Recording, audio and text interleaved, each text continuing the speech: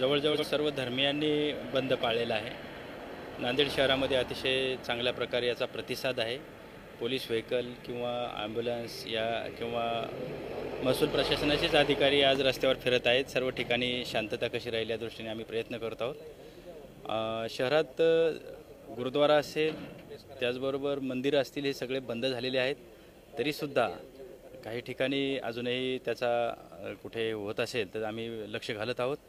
आज बडीरात आहे, मी याची माहिती घेतलेली। आज कोणीही ते बाहेर निघणार नाहीत। तरीसुद्धा त्या मुस्लिम समाजातील ज्या व्यक्ती आहेत त्यांना आम्ही सूचना दिलेल्या आहेत आणि 100% याच त्यामध्ये सहभागी ते नोंदवणार आहेत।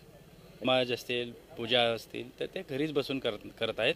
कुठेही त्याचा हे होत नाही। आम्हाला आज चांगलं सहकार्य नांदेडमध्ये मिळत आहे आणि शहरातच नव्हे तर पूर्ण जिल्ह्यात याचा चांगला उपयोग होत आहे। संपूर्ण ठिकाणी तालुक्यात सुद्धा पूर्ण बंद आहे। आपल्याला माहीत असेल की आज सकाळी 7 वाजतापासून रात्री 9 वाजतापर्यंत जनता कर्फ्यू हे अस्तित्वात राहणार आहे। त्यामध्ये सगळे आम्ही मागच्या 10 दिवसापासून खूप काही प्रतिबंधात्मक कारवाई केलेली आहे, परंतु जोपर्यंत लोक बाहेर येणं थांबणार नाही तोपर्यंत कोरोना व्हायरसचा जे स्प्रेड आहे ते थांबणार नाही।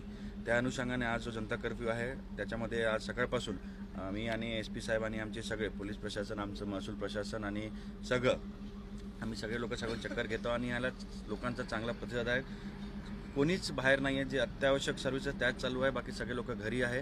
आणि यामध्ये अजून मला एक आवाहन करायचं आहे की आज संध्याकाळी 5 वाजता या जनता कर्फ्यू आणि हे सगळे जे ॲक्टिव्हिटीज झालेल्या आहे यामध्ये महसूल प्रशासन, पोलीस प्रशासन, वैद्यकीय डॉक्टर्स, यांचं प्रशासन, सगळे जे शासकीय लोक याच्यामध्ये दिवस रात्र 24/7 काम करत आहेत, त्यांच्या अप्रिशिएशनसाठी आपल्याला घरातून त्यांना 5 वाजता त्यांचं टाळ्या वाजवून आपल्याला स्वागत करायचं आहे। त्यासाठी मी सगळ्या जनतेला असं आवाहन करतो की त्यांनी जे आम्ही सगळे शासकीय लोक दिवस रात्र झटत आहोत त्यांचं कुठंतरी अप्रिशिएशन झालं पाहिजे।